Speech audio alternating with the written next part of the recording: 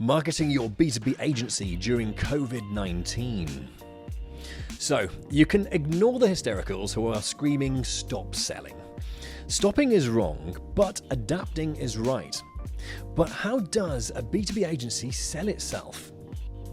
You've got to do something, but how should you adapt? That's the question. Joining me today on the show will be Adam Graham, who specialises in helping B2B marketing agencies to create authentic and differentiating brand stories so that they can attract the right type of clients and build a consistent pipeline.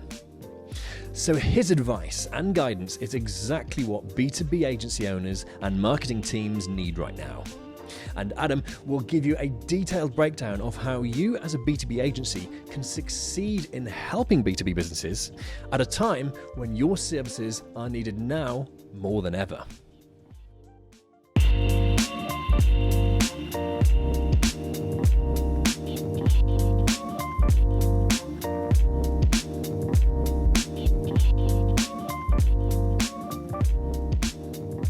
Hey, good afternoon once again. It's now 4:05 in the afternoon.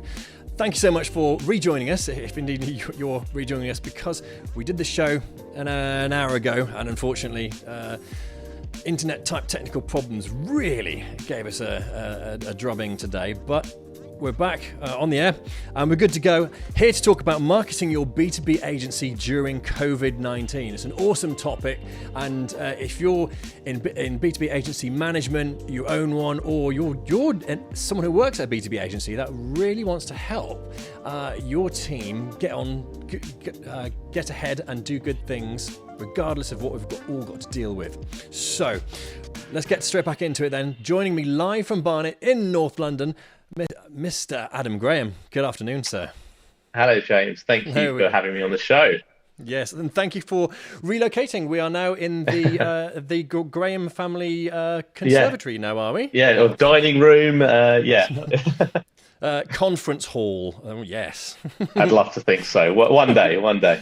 Nice. But hey, really cool. And thank you, everyone. Yes, everyone's online and we're good to go. So, when we did the show an hour ago, we talked about adapting how you communicate. So could we quickly cover that ever so briefly with you explaining how should B2B businesses adapt how they communicate, just as a quick recap? Yeah, sure. So, so some of the things we spoke about, I mean, I think what we're seeing is a sort of fight or flight moment where agencies are sort of, there is a knee-jerk reaction, there's a lot of anxiety, there's a bit of panic there in terms of how do I protect what I've got? So it's how do people think about their clients and what they need right now, and helping them adapt, because ultimately businesses, consumers, everything is changing at such a rapid pace. So at the same time, we're seeing a lot of opportunity out there, and it is a time to be bold and adapt. But it's also a time just to sort of take stock of what you're doing through your own comms and what you're advising your clients to do. So they can adapt and thrive in this time. So a lot of that's about looking at the marketing channels, seeing what's maybe inappropriate right now, things that need to come down.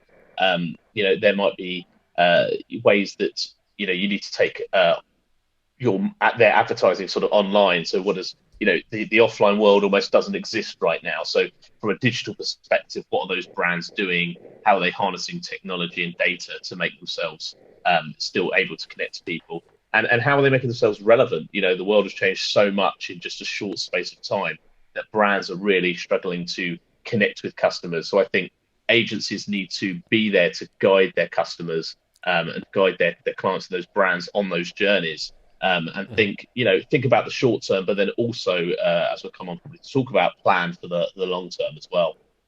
Perfect. Okay, well, yes, really your thread or notion that you like to push is that B2B agencies need to, or you recommend rather, B2B agencies set about rediscovering and connecting with both their business mission, but also the founders and leaders of the agency, for them to rediscover and connect with their own personal mission.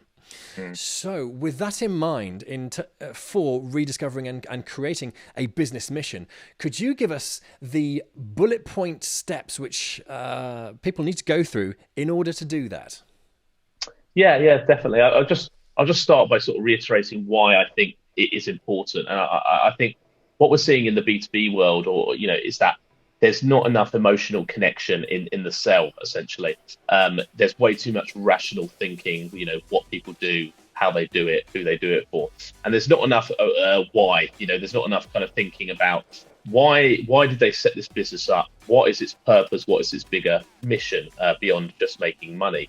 And so the first step we take on this journey to sort of repositioning any business is starting with the founders of a business. Thinking about their backstory. Why did they set this business up? What happened in their previous career or in their past experience that has led them to this point right now? And I think that's a really important story to land, because that's what prospects and that's what clients and that's what potential employees want to hear. They want to go on a mission. They want to be connected to a purpose that's greater than I just want to make money. And I think it's so important that the founders of a business or the senior management team re-engage with their personal missions and what they want to get out of this. So step one is really sort of that looking in the mirror, being very introspective with the senior management team. Sometimes it's about getting external support in to help with that process. So sometimes you can't see the wood from the trees, you're too close to it, and often somebody else who can push the buttons, ask you some of those deep hitting questions, can actually get that out of you. So that's the emotional side. The second part is more kind of the rational side of the business, which is kind of delving into what you do as a company, and not just the services you offer, but actually the challenges that you solve as a business. I see a lot of businesses lead with services, and what happens then is that they tend to become commoditized by buyers. So they want video production, they want PR, they're very much pigeonholing, and the client already knows what they want, and so therefore you're just basically competing on price. So really, it's about flipping that on its head and interrogating your customers, your audience, and who you work well with. So looking at the case studies you've got, where has it been really successful? What was the setup of that business? What was the size? What was the philosophy? Who are you working with in that company? And really trying to interrogate what makes that relationship so successful with you and them. And think about those challenges that you solve rather than just services that you offer. There are some other rational things about terms of how you package up what you do, and sort of how you do things, which can all sort of feed into your story. So that's kind of part one is about the rational and emotional reasons. Part two is like what we call 360 interviews, and that's about asking the wider audience around you, so your customers, your employees, potential suppliers or partners, and asking them how do they differentiate you? Why do they work with you? Why do they buy into you? Why do employees work for you and continue to work for you beyond just the money? And so it's trying to get to a sense of your personality and your mission and your values, but seeing it from their perspective. And often what we see is that people are actually quite far removed from that. So they think they know why they exist. They think they know why people buy them, but actually it's quite a different reason when people look into that. So the 360s are a vital point of feedback, just getting a sense check of where you are right now and thinking about where you sit in the marketplace. So from that point on, I mean, obviously that's a lot of data to sort of collect, and what we do is kind of sift through that for core themes. So we're sort of looking at core beliefs, core values. We're trying to sort of really dig into that mission statement and that why, and then land key statements for everything so that we can build this elevator pitch. And that's ultimately the key to building your positioning, if you like. What we like to do. We layer the sort of the why, the what, the how, and the who. So once you've got those four components, put them together in a paragraph, and that's your positioning statement. And don't leave any of those off. So don't just not include the who. Really think about who your audience is. Think about what you do. Think about why you do it, and that will making sure you land those emotional and rational messages. Nice. So it's really standing up and standing out for something, really. So and I love the way that you described it right there. Of you're then, as an agency, not just a commoditized product, because then you are just competing on price, and that's quite possibly a race to the bottom. Well, when you think how many agencies are out there in the UK, it's touted around maybe 30,000 agencies, and with the gig economy, so many consultants out there. So, when you've got two products side by side, two agencies who are more than capable of building websites and they've got the same offering, who are you going to choose? What's it going to come down to? It's although buyers don't realize it, it comes down to emotional decisions. It's gut instinct, it's trust, it's loyalty, it's, can I work with this person? Can I build a partnership with them? Are we going to spark off each other? And that's what's going to lead to brilliant creative work. And that's what they're doing at the same time as asking, have you got the development capabilities? Is the price right? Is the timing right? Is the scope right? So they're doing both things in the head of the buyers. So it's really important that we understand how people make purchasing decisions, and that we are leaning into some of that emotional stuff and really landing our personal story, because that's what they buy into. Nice. Yeah, well, so I was just going to recap then and say what I'm really picking up from this is that in discovering your vision and reason for being, is that you're ultimately, and let me know if I've got this right, you're ultimately giving people a reason to care about you and giving people a reason to connect with you, and you being your B2B agency. Is that a fair summary? Yeah, definitely. I think connection's the right phrase, and if we look at what's going on right now in terms of businesses and consumers, we are craving connection. We are social beings, and it's never too late. It just the people with strong, relevant brands that connect with people will ride this storm better than others, because there's more trust, there's more reliability, there's more credibility, and if you haven't been managed to land that emotional story, well, then you're the first to go, because it's just a supplier relationship. It's just a transaction. They do X. But once you start layering in that emotion, it's more about connecting on and taking people on a journey to sort of how you can work together and how you can sort of be indispensable and act as a true partner to your clients and really help them grow. Nice. Well, right about now, I should say to everyone watching, if you have a question that you'd like to put to Adam to dig deeper into something he's mentioned or get further clarity on something, please do put it in the comments section now, and I will put it to Adam, and we shall dive into his brains even further. So, not too far. Yeah, yes. Damn it, I've lost my train of thought then. Sorry, my fault. Yeah, well, no, I was engaged in what you were saying, and then I periodically remind myself, James, you've got to do a call to action to say to people, right, if you would like to ask a question. Yeah, I do that. I know that people can do that, but as a presenter, as a marketer, you've got to say to people, right, do this. So there we go. If you've got a question you'd like to put to Adam, put it in the comments section now. And I guess the other thing I was taking from what you're saying then is, right now, is really a fantastic time for B2B agencies. If they haven't got this in place, this reason for being, this really great opportunity for their agency to connect with customers, now is arguably the best time that they will ever get to sit down and work on that.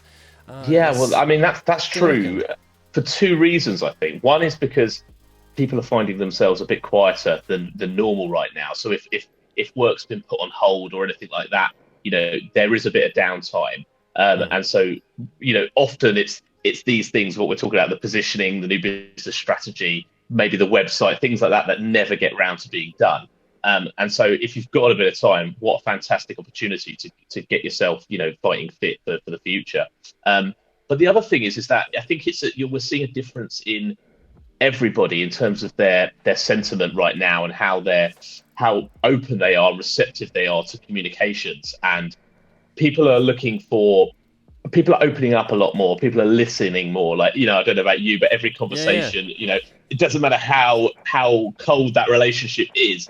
Everyone cares about how the other person is doing right now. Is everything all right? The family well? And, I think, when we're talking about sort of like those 360 interviews, or we're talking about people, two shareholders or two founders, like butting heads, this is quite almost a bit of a spiritual time, if you like, where people are really being forced to reflect on who they are and what they stand for. And And so, yeah, now's a brilliant time to sort of really sit down without some of those outside distractions, shut off, and just talk about your story, talk about why you exist and what you want and what you want to give back. And it could be a brilliant time to lead to some very, very interesting conversations and tapping into kind of a wider community that before might never have been possible. Perfect. Well, in that case, with that nicely laid out, let's next talk about rediscovering and connecting to your. Next one. Let's talk about the fear and perception of sales and what the barriers could be. Now, this is a topic throughout the year, but adapting it for what's going on right now, fear and perception of sales. What do you advise and have to say on that? Yeah, well, obviously, I mean, I think I had ideas before. COVID-19 has changed things, but let's step back to just before COVID-19. And I think people are generally scared of sales, right? Because sales is about opening yourself up for rejection, right? It's about being vulnerable and exposing yourself to somebody going, no, I don't want that. I don't want to buy from you. And I think people feel quite uneasy with that. They feel uneasy peddling their own wares and sort of, some people don't like to be to beat their own chest. Some people don't like to sort of put out a big, proud, positive message. Some people just are scared of that rejection, as I say. So a lot of fear creeps into sales.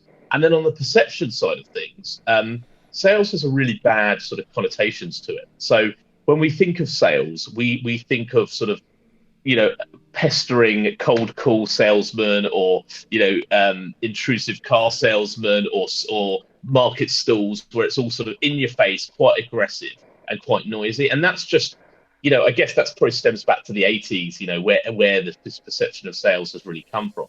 And I think people still tarnish it with that same brush. So, when I was doing sort of sales and business development roles throughout my career, not many people wanted to do that role. People will, I'll be the creative, I'll be the client services person, I'll be the strategist, but no, I don't want to be the salesperson. And I guess part of our personal mission as a brand is getting people to learn to love business development, because we see sales as this kind of incredible, diverse opportunity to sort of, test yourself with a plethora of different skills, learn so much, and build connections with people, and and we love it. So I think it's about reframing sales and what the skills are, and also giving it a bit more respect. It's not a cheap, quick job that anyone can do, which is kind of how it's often perceived. It's actually a job that requires incredible tenacity, incredible sort of emotional intelligence, intuition, mental health and confidence comes into this. There's the ability to be vulnerable and transparent and make human connection. I mean, it's incredible the amount of skills I think that are involved in sales. And, that's part of our mission to try and help people see it as that sort of exciting opportunity. Would I be right in thinking then that when it comes to sales, does having a strong business vision and mission help with that, or how?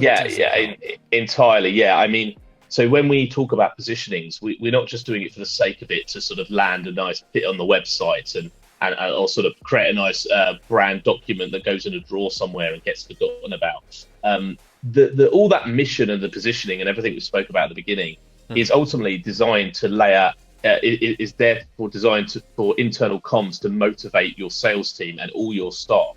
So ultimately, that same message, that same story that you're peddling, outside of the agency, it's the same message that needs to be given inside the agency, and that we need to sort of encourage people to sort of share our story, share our mission, so that more and more people buy into it. And if you're a salesperson and you've got that sort of momentum behind you, and the mission is dictating everything that happens from a sales and marketing perspective, it's incredibly effective. Okay, could you give? Is the sound okay for you there? Yeah, it's fine. I'm just having a few issues with my headphones, but can you still hear me? All right. Yeah, perfect. Phew. Okay. Good. All right. I thought we were having another moment. Another one. Could you give us an example then of, say, where sales has been made easier because a B2B agency has developed and adapted a reason for being, and they've got this story? So what examples can you give of that?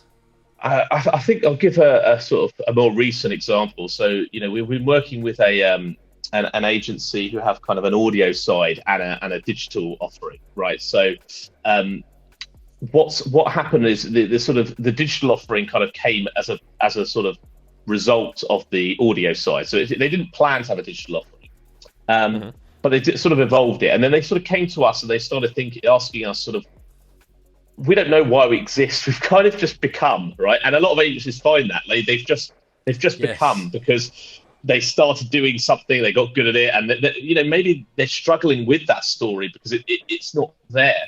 So what we did was we sort of look at, as I say, we analysed their audience and the work that they were doing, and we realised that they were working with a platform, so to speak, that was a massive audio platform that they were helping to deliver sort of campaigns, microsites, mobile campaigns alongside audio campaigns.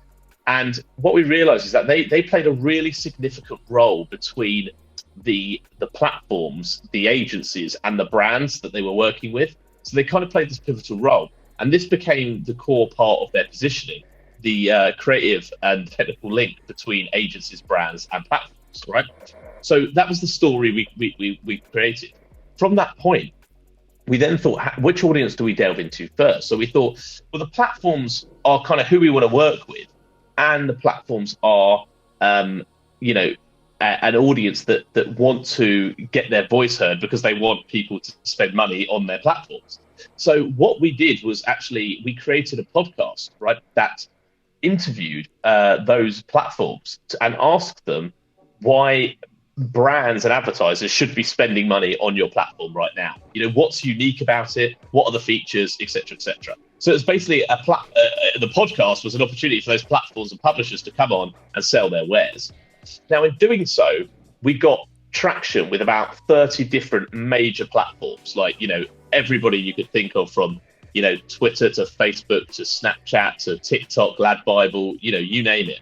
And going back, right, if you think about an agency without a strong positioning, without a story, and trying to get in with the likes of Facebook, TikTok, CNN, Verizon, all these companies, think how difficult that is to do, right? So we created a story, we created a platform, and we changed the narrative, and then we invited people in. And lo and behold, they've then done interviews with all these fantastic people, and they are starting to get opportunities to work with TikTok and The Telegraph and Facebook because of what we did. So it's just a prime example how a real story and a clever bit of marketing has able to open doorways and get them in front of the key decision makers they're looking for, without this whole cold calling and just scattergun approach to B2B sales that we see all over the place. So they've then got a reason for being. I like that. I'm just wondering if anyone watching, if this is making sense to you, and indeed if this is resonating. And it would be wonderful if anyone's actually had a what you might call a light bulb moment and thought, you know what, I can do something with this, or you've thought, yes, this is something you can work on and hopefully implement into your business. It would be lovely to hear from you if you've got that going on. Well, let's move on to talking about acting like a brand. So another thing you've mentioned is you like to talk about how to add authenticity and personality to your story. So how does that carry on from what we were talking about here? So yes, acting like a brand. What is your position on that? I think it sort of builds upon what we said before. So I think when I started Grey Matters, I think what we realised was that agencies don't act like brands. They don't think of themselves as brands because their clients are brands. They almost don't practice what they preach, and you'll hear any agency owner sort of say the same thing. And what we noticed was, like, actually, we see a big difference between businesses and brands. So a business is kind of that more commercial entity. It delivers services. It makes money. That's what it does basically. But very few agencies, and in the wider B2B space, very few transition into being a brand. And to do that, it's about standing for something and having a bigger mission. And when we build those missions and those stories, some of the things we look at are values and beliefs. And we're not talking about, crappy buzzwords like we're honest and transparent. We're going a lot deeper than that. Yeah. And I make that point because I think a lot of people come up with these very generic terms. And I think an easy way to look at that is that, if that term could apply to any agency, and if there's not a negative alternative to that, so as in you wouldn't put yourself out there as dishonest, then it's not worth doing. So just a couple of points to think about when you're choosing values and words. But one of the key things we find agencies and how they can differentiate themselves is by the personality. So by that I mean their sort of tone of voice and some of these behaviours that they adopt. Now, most agencies, and if you look across the B2B space, they're quite staid. They're kind of quite sterile in the way they market themselves. There's not much personality there.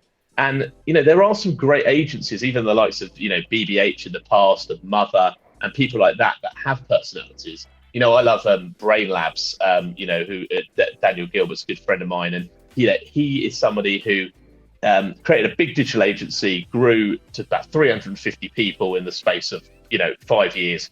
And they really had this whole really geeky personality about them. So everything on their website was all sort of potion bottles and scientific and really like the geeky lab kids right at the time. Mm-hmm. And they stayed with that. They stuck with it, and it changed the way they designed their office. It had when you went into the office, it looked like a science lab, and everything about the business really landed a consistent tone of voice and personality. And that got momentum because brands were tapping into that, thinking, well, I want the new kids on the block. I want the whiz kids. I want the guys that are coming out of Cambridge University, with these degrees. That's who I want to, because they're the future of our industry and of where data's going. So that is why he was able to seize upon a personality trait and take that further. And I just think so many agencies just seem so generic, and I don't think they're brave enough, or they're trying different things to really get that personality out, if I'm honest. So that's kind of what I think I mean about acting as a brand and trying to think about your wider story rather than just what you do all the time. Yes, I really like that as just a concept, because it's further adding weight and substance to the overall concept of your B2B agency needs to stand for something and have a reason for being, so that you're not just another Me Too service provider, which goodness knows that's it's dull and you're not going to get anywhere. So yes, acting like a brand to further that's pretty cool. Accountability and ownership. Now, what's all that about when it comes to creating a reason for being? Yeah, I think when we talk about accountability and ownership, it's in relation to sales, and thinking about how a business, holds themselves accountable. So this isn't about like the blame game. There's a great book called the 12-week year, and it talks about how people need to reshape their thoughts about accountability. And often it's like, we're holding you accountable, after the event has happened. But actually, accountability is about taking ownership. It's about, I will be accountable for writing this blog, or I will be accountable for getting 4 sales meetings this month, or and it's a different way of seeing it. And I think in the world of sales, we see a lack of accountability, a lack of ownership. People are quite quick to sort of make excuses, and I think sales, the mentality of a salesperson is putting yourself in control of what you can affect. So we talk about lead and lag factors. So lead factors are things that you can control right now. So you can control if you're going to write a blog, and you can control if you're going to make 10 phone calls today. You can control if you're going to send 5 emails tomorrow. You can control if you're going to send 50 LinkedIn requests next week. Nobody Doesn't matter if Brexit, COVID-19, nothing can stop you doing those things if you want to do it, right? But often we don't see that happen. People will go, oh, client work got in the way, or, this happened, that happened. And so, so accountability is sort of, it comes into time management and how people actually control their time and are aware of the time they're dedicating to new business. And I think it's a really important point, because people, often come to us and they talk about the ebbs and flows, so that the peaks and troughs of a pipeline, and why are we busy 1 minute and not busy the next, and all these sort of things. And I guess what we talk about is that what happens is that if client work comes on, they take it all. It's paid work. We've got to take it, right? So it's just like, let's work. And then it gets to the end of the month and they go, shit, there's nothing in the pipeline. What are we going to do? Then there's a problem here. So my advice to those people is that I think they would be better off spending their time, 80% of their time, busy on client work, and never going into that 20%, and allowing that 20% to be carved out in your days, in your weeks, and dedicated to new business. And in that 20%, you can obviously look at, short-term things like sending out emails or cold calling or sending proposals or, whatever it might be. And it could also be long-term strategic things. So speaking at events or doing webinars and, redeveloping the website and, one of those longer-term sort of content plans and things that you're putting in place to sort of instill that you have something to talk about in the future and an ongoing pipeline. So I think, it's accountability, it's ownership, it's time management, and it's just not letting these X factors run your life and sort of saying, no, I'm going to carve out this time for new business. Nothing else is going to sort of come into that time. And this is what I'm going to do. And I think if people are a bit more, if thought about it like that, and they were a bit more sort of, firmer with what they were doing with that time, I think they wouldn't have as many new business and sales issues personally. Right, that completely makes sense then. So yes, so individual people within the business taking ownership of set tasks and knowing that they've got to do that because it will have repercussions later on I suppose, I don't know why. Right, this is what came to mind just then. Is that you notice when there's no milk in the fridge when you go to make your morning coffee because the person responsible for getting the milk hasn't done that. Yes. But so long as that's the milk getting right, okay. That's basically the way it's a bit like gardening or any kind of long-term nurturing process, right? If you don't plant the seed 2 years ago, well, you're not going to have any crops right now to eat. And that's the problem, is that everyone's waiting till they're starving to sort of look for something to eat, and then they're like, shit, we should have planted the seeds 2 years ago. And they keep doing it, they keep pushing it back, and they're too. This comes into the challenge of business owners, of this long-term, short-term challenge, is that they're so focused on the now, the cash flow of what they're delivering now, but they can't focus on the long term. So they end up with this sort of leaky bucket syndrome, and they're just running around in circles and circles and not thinking that actually, how do we put a permanent stop to this problem? And the only way to do that is by a solid new business foundation. It's about really thinking about your content plans, it's thinking about your CRM systems, it's thinking about this entire nurturing process. And then dedicating this sort of time and holding yourself accountable for those facts, that is going to get you, where you want to be in the fuwell, and not living in the now the whole time and being Yes, nice. Yes, exactly. Okay, well, new business as a game is an interesting talking point we've got here, and that's linking into the psychological battle with what's going on right now with everyone lockdown. So new business as a game. What's your approach to that? And or would that be repeating really what we've actually just covered? Because as you said, if you're just living in the now and being reactive, you're not then indeed building your pipeline and everything else that goes with it. So what's your take on new business in addition to what we've already covered?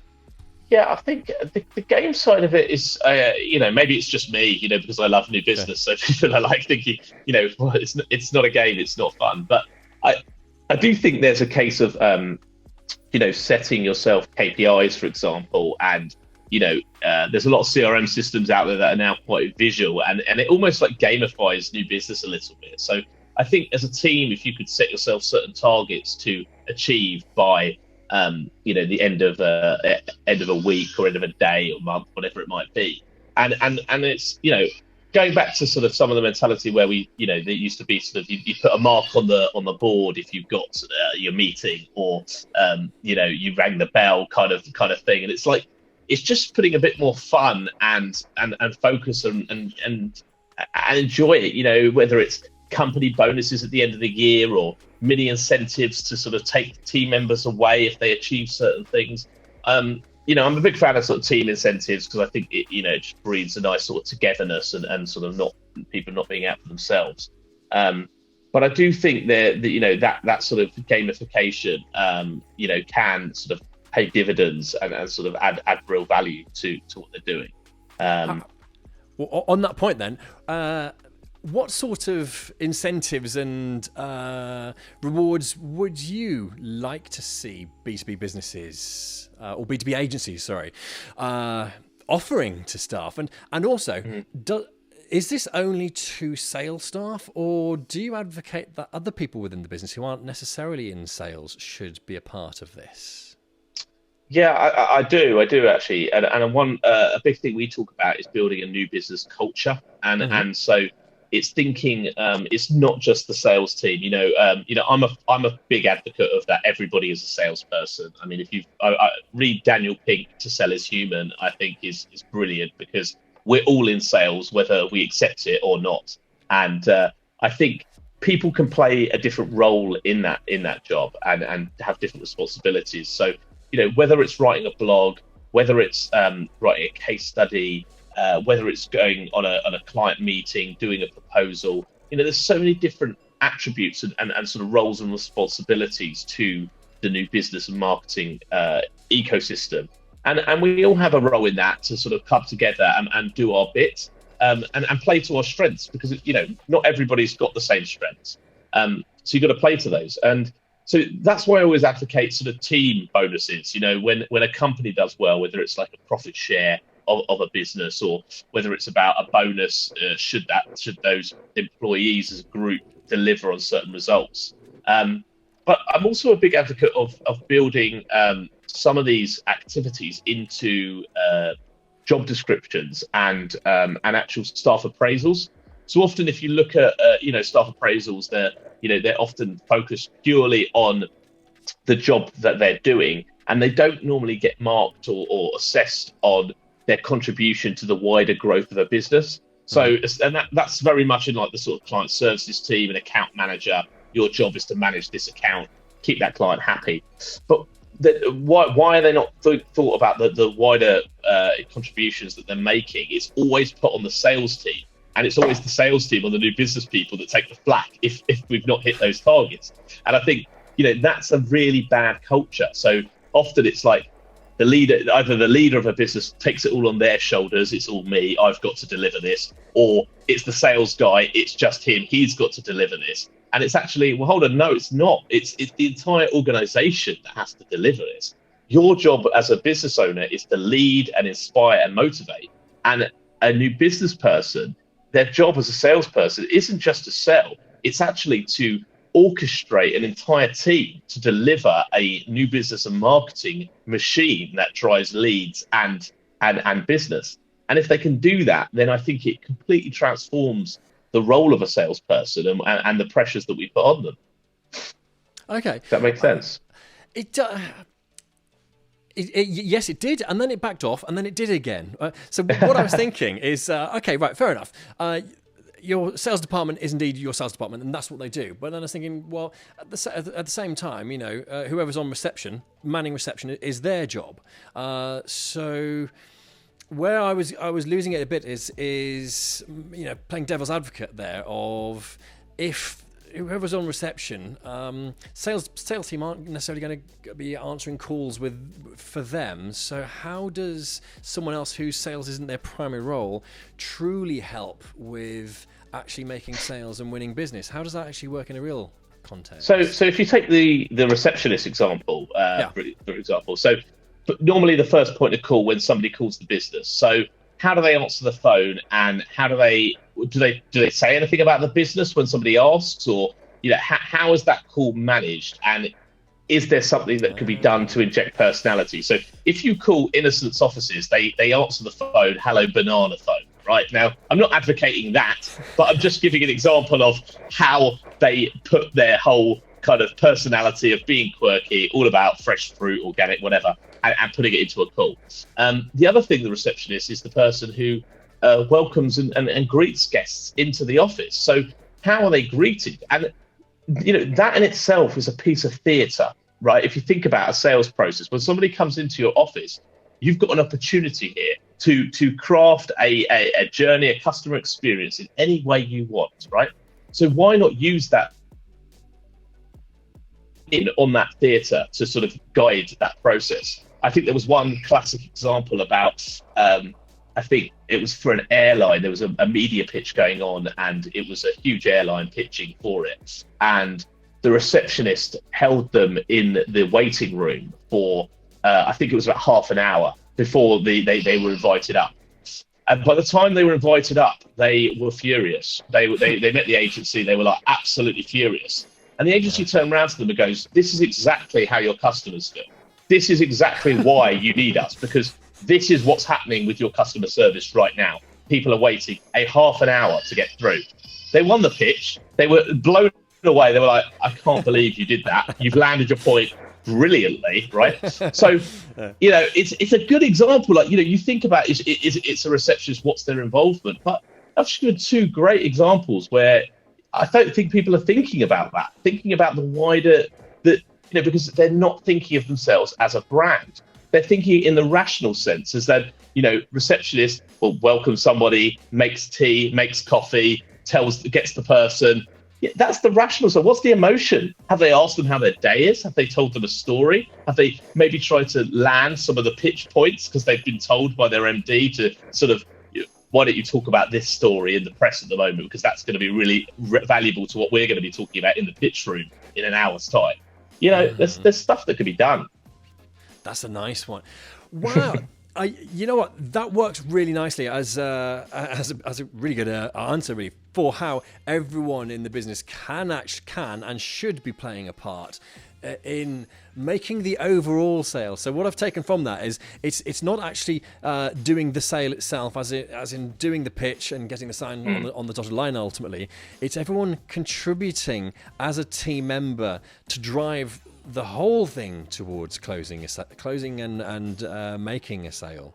Yeah, definitely. That's a beautiful way. And one other obvious one is often asking the team, because everyone's got their own networks and people they know. So often, one of the obvious ones people go to is like, let's ask everybody which brands they would love to work with, and let's ask them to reach out to their LinkedIn networks or their social networks, right? Because if they all, if 30 people reach out to their network, you suddenly got 300 people, and you never know, an opportunity through a friend of a friend might come to light. So that's quite an obvious one. And often, just asking people what brands they'd love to work on often can turn it into a bit of a passion project. Because if they really want to work on that brand, they might be willing to go the extra mile, to do some research, to come up with some really good ideas that the agency can then take to that brand and try and win. With you. Okay, well, I guess we should look at wrapping things, but this so far has been an awesome dive into it. Could you give us, a recap and what you would like viewers and listeners to take away from this? Very much focusing on an action plan. What can they do to be proactive now in implementing everything that you've been putting forward? I think there's two key things that people need to be doing, and one is short-term focused and one is long-term focused. In the short term, I think people need to be thinking about quick wins and some opportunities. So your current clients, how can you adapt? How can you help them adapt? How can you make them sure they're happy and they're relevant in today's market with the consumer world changing so quickly? how can you maybe make yourself easier to buy or productize up what you're selling? There are loads of flourishing sectors out there, from home entertainment to arts and crafts to e-commerce. There are businesses that are doing very well right now. So be intuitive and look for those opportunities and sniff them out. And then also look for those quick wins. So go over lost pitches, go over former clients, look at your LinkedIn networks, go through your CRM system, interrogate it, and find those potential low-hanging fruits. So that's the short-term focus of what I think agencies should be doing right now. In the long term, if they've got that downtime, it's some of the other things we spoke about today. So it's about their positioning and it's about their new business strategy. So on a positioning side, get together with your founders, think about your story, why you set up this business, and how you can tell a more emotional story that's going to resonate with your customers. Speak to your staff, speak to your clients, and ask them to share with you personal stories about why they work with you and the value that they see with you, or use an external party to help them get that. And craft that positioning. But on top of that, build a new business strategy. So look at your KPIs, look at your objectives, look at your content calendar, and start planning for the future. You could be writing content pieces right now. They could be evergreen content, so they last forever, and you could be releasing them in 6 months' time when COVID-19 blows over. So think about those longer term steps. Redevelop that website, update those marketing creds, spend the time really finessing this, so that when you come out of this, you'll be in a stronger position than you ever were going into it. Perfect. Well, that work? Absolutely. Well, I was just going to say, if ever there was an awesome recap, I would say that's it. Well, good. Adam, thank you ever so much for your time today. This has been good, and I'm glad we got through the technical things, but they're a distant memory now. But hopefully, yes, for everyone watching and listening, that's been of real value to you to be able to make the best use of the time right now, and to really come out fighting the other end after all of this is, as you say, blown over. Yeah, let's hope so. Indeed. Well, look, Mr. Adam Graham, MD of Grey Matters, joining us live from North London. Thank you very much for coming on the show today. Thank you, Joe. Thanks for your time. Really appreciate it, and enjoyed being on the show today. It's a pleasure. And indeed, if you've enjoyed watching, then please do go to the414.net. There we go, web address on screen. The414.net for all our previous episodes, and an easy way to subscribe so that you can get a notification every week just before we go live, so that you can join the show live. And indeed, should it happen, if you miss the live show, then you can catch it on repeat. There we go. So the 414, insights and wisdom for you as a professional B2B marketer, whether you work in-house at a company or at an agency, or indeed if you're an SME business owner with an active interest in your company's sales and marketing. There we go. Well, thank you for joining us, and thank you for sticking with us. Really appreciate that. My name's James Rostance, and I'll see you next week.